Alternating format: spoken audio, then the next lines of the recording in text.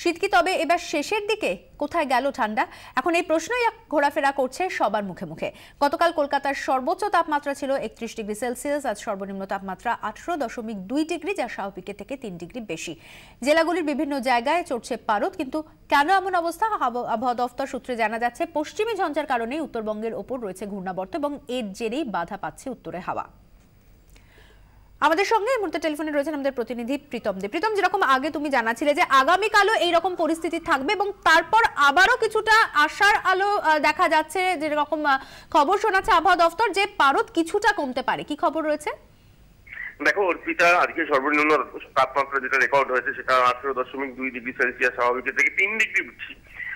সর্বনিম্ন তাপমাত্রা যখন এতটাই বেড়ে যায় তখন আবার শীত ঘুরে দাঁড়াবে এমনটা বলা সমীচীন নয়, এমনটা বলা উচিত। এবং আবহাওয়া দপ্তরের আবহাওয়াবিদদের সঙ্গে আমার কথাও হয়েছে, তারাও যেটা জানাচ্ছেন যে শীতের আমেজ থাকবে, কিন্তু শীত ফিরে এলো বা শীত এখনো শীতের এই ব্যাটিং চলবে এমনটা ভাবার বোধহয় আর সম্ভাবনা নেই।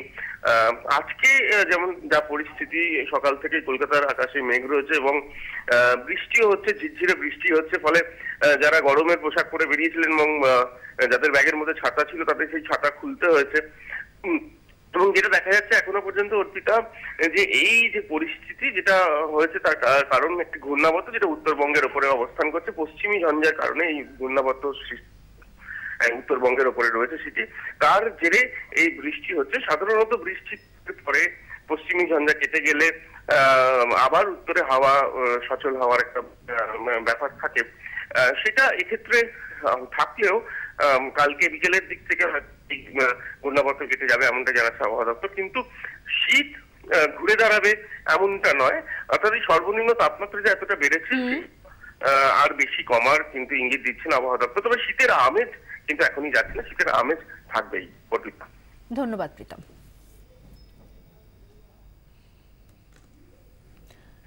জালনোট চক্রের 2 পান্তাকে গ্রেফতার করলো এনআইএ।